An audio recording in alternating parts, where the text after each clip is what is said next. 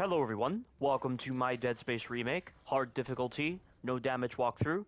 This is chapter 10, End of Days, and this is a chapter I despise to no end. At the moment, this is shaping up to be the worst chapter in Dead Space remake by far. And I have yet to get to chapters 11 and 12, but I remember chapters 11 and 12 being annoying in my blind playthrough. But on a second playthrough, I might think differently of them, and they might be worse than this chapter. But like I said, at the moment, this is shaping up to be the worst chapter in this game by far. And it's for a couple of reasons. One, there are a lot of unskippable moments where you're having to watch Dr. Mercer be like a cliched villain. Then there are conversations with Dr. Kyne. So that's one factor. The other factor is the contrived objective that you're having to do for this chapter, where when you get to the Nexus area, you have to destroy 4 of these tendrils that are blocking the path for the marker. And after you do that, you then have to do the worst boss ever made in this game by far. Maybe even the entire Dead Space series. Although, comparing that to Dead Space 3's bosses, I can't do because I haven't fully played Dead Space 3 yet. But based on my playing experience with the Dead Space series, this boss fight with the Hunter, where you have to kill it with the shuttle's engines, is the worst boss fight ever made in the entire Dead Space series. Because not only do you have an overwhelming number of enemies, and there are a lot of different enemy types supporting the Hunter in this boss fight, but you have to do this whole thing where you have to weaken the Hunter enough so that you can dismember its leg at the correct moment, then you stasis on it, then fire up the engine so it gets burned by the engine. And in the process of doing this, you're having to deal with one lurker, one leaper, a couple of necromorphs, enhanced necromorphs, twitchers, and one armored necromorph. And I did find a method that works, but it was after almost like 2 hours of gameplay, just trying to figure out that fucking mess of a boss fight. And I did upload a video recently where I showcased the shit I went through trying to figure out how that fight works, because it doesn't even feel like a fight. It's on the same level as like a typical damage race boss fight, where it's not even a fight, you just gotta damage race it and just deal the right amount of damage in the right amount of time to just end the boss before he actually gets a chance to attack. It's on that level, but in a different way. And it's just the chances for the poor designs of the remake to show up are just elevated even further. All of the poor designs that this remake favors just culminate in this fucked up mess of a fight that, again, doesn't feel like a fight. It just feels like a mess. And I have no idea what the developers were expecting you to do for that boss fight, especially when you're dealing with the douchiest enemies ever introduced in that boss fight, whether it be from the armored necromorph who's just able to walk through your firewall effect, or with the twitchers that move so incredibly fast, have so much life, and they don't respond to stuns correctly. Like, again, so many factors for failure, so many moments where the game just fucks me, and it becomes misery fest. That's what it is. And all sense of horror is just lost when they're just throwing enemy after enemy after enemy after enemy in that encounter, and you're having to be so technical with your approach just to bypass the shitty designs present in that boss fight. And I'm sure when you see the boss fight in this video, it's gonna look very simple. But trust me, if you look at that previous video, where I spent almost like 2 hours, and I shortened it down to like 49 minutes, like I spent almost 2 hours trying to figure out that fight, and I was just suffering the entire time. I was getting so fucking angry with the game. It was just... I don't even know what to say, guys. Like, I was just at a loss of words of what these developers did with that fight. And that fight was so miserable that I asked Carcinogen SCA what he did and if he found a strategy to deal with that shitty area in the remake. And he said it's actually very easy if you have the Force Gun, because you can use the alternative fire of the Force Gun to pull enemies in and then finish them off with a couple of mines, and then take the time to dismember the Hunter's leg, use stasis, and just finish off the fight that way. But I didn't have the Force Gun with me because I felt like I didn't need it whatsoever. thought it would just take up too much space, and I would just get a lot of moments where I was getting force energy when I didn't want to, so that's why I didn't pick it up. And also because I never picked up the force gun in my blind playthrough, because I never checked that room in Chapter 6 where you can get the force gun. And even if the force gun could actually make that fight a lot more bearable, it still doesn't change the fact that the developers lost all sense of multi-dimensional thinking, and they instead decided to make that boss fight feel so rigidly designed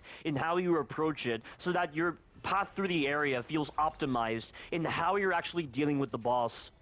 Like, if that boss fight is designed for the force gun in mind, then why the fuck would they not give you a force gun before that boss fight? And ironically, in the cutscene where Mercer kills Temple, Temple is using a force gun, yet for some reason the game will not let you pick up his force gun. If you could pick up his force gun, then you could actually work within the confines of that fight. You could actually work with the mindset that the developers had when they were designing that fight, but they don't let you pick up the fucking force gun.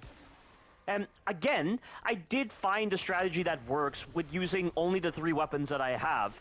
But it works roughly like 80% of the time because of the fucking armored necromorph, because he doesn't get stunned by the firewall effect from the flamethrower, which makes absolutely no sense, because if Twitchers are technically armored personnel and they have ridiculous amounts of life, yet they get stunned by the flamethrower, why the fuck can't a basic necromorph that has just armor around its body not get stunned by the firewall effect? It makes no sense. That's the whole point of the flamethrower. If you're going to be designing your encounter this shit, if you're going to be putting that many enemies into an encounter, you have to actually make sure that the enemy placements are complementary to the designs you've set up with the mechanics, and that's why the flamethrower should stun that enemy consistently.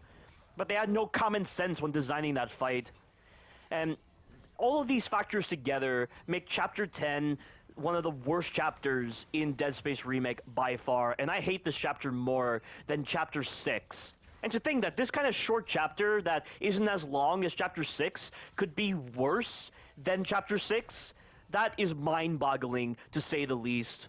But I'm just going to cut off on this rant right here and just talk about what's happening right now.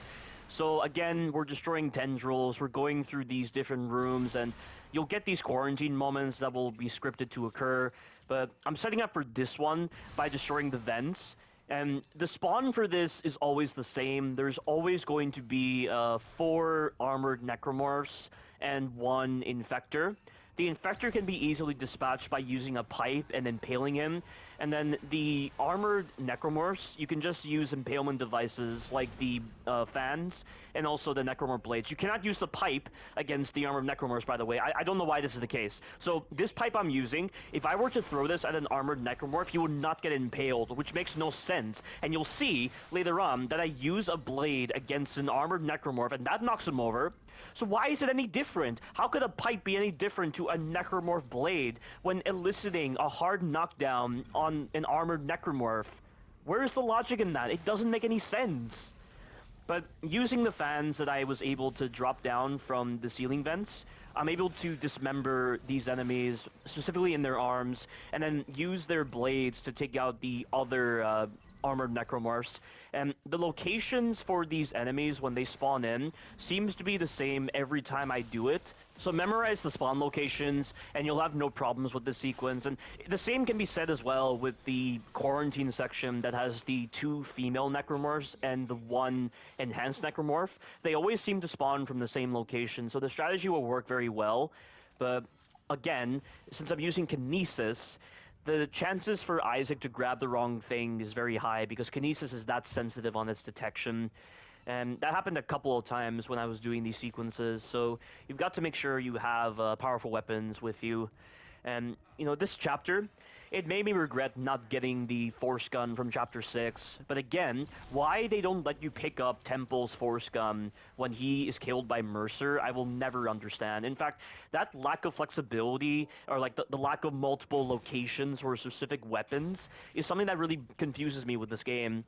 Like, you go to the other Resident Evil games, for instance, and you know, the weapons are available in multiple different locations. Or when you're talking about, like, Resident Evil 4 with the merchant system, you can always buy weapons from the merchant in case you forgot them, but I don't really see how you could possibly forget them. But this game doesn't seem to do that. It just seems to only have one location for weapons. So if you missed a weapon in an earlier location, you can't get it back, nor can you get the schematic for it in later areas. Like, you don't see that weapon appear in later areas. So if you end up messing up when you forget a weapon, and you're trying to clash with the game's rigid nature, with how it wants you to approach certain sequences, like the hunter fight, and for the most part, this game has been pretty flexible with the way it's let you handle certain boss fights or certain encounters, and the weapons that have been given to me have been very helpful.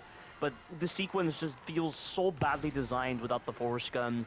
And I wouldn't know how the force gun handles in this chapter because I've never used it before, so I don't know exactly what it does. All I know is that its alternative fire has like a gravity well feature that pulls enemies in, and it can also knock back enemies. So that armored necromorph, by the way, did you see him walk through the flames and not get flinched? You've got to prepare for that. So when that exploder comes in, I always stun it with the flamethrower, and then I pull out my plasma cutter to just prepare for the armored necromorph.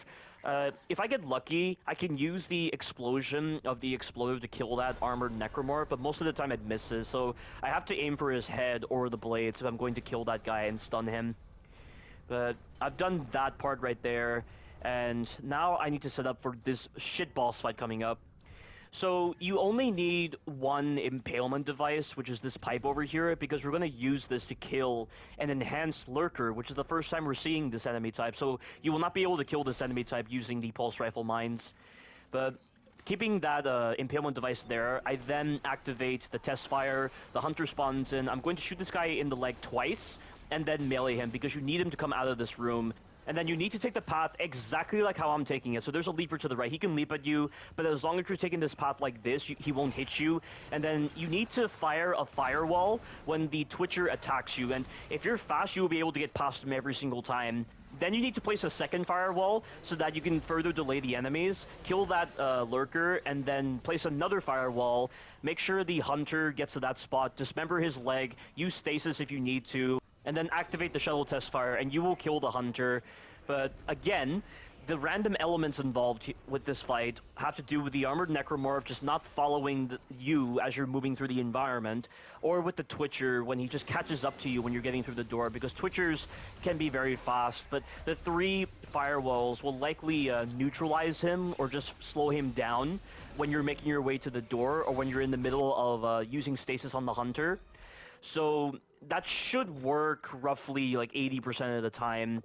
So yeah, it's not a clean fight because of the random elements at play, but at least the fight's done, and I can be done with this shitty chapter. But here are a couple of bloopers. So this is where the armored necromorph demonstrates its ability to just run through fire, and he just will not flinch. It makes no sense, and without the force gun, I can't effectively knock him back because he's armored on every single part of his body except for his head and the blades.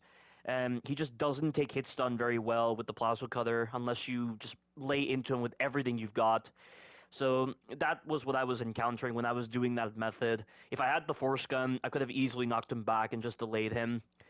But yeah, just learn from my mistakes. Make sure you pick up the force gun from chapter 6, and then you'll be able to handle this chapter with a bit more ease compared to me. But that is the end of this shitty chapter. Stay tuned for the future chapters. Thank you all for watching, and you take care now.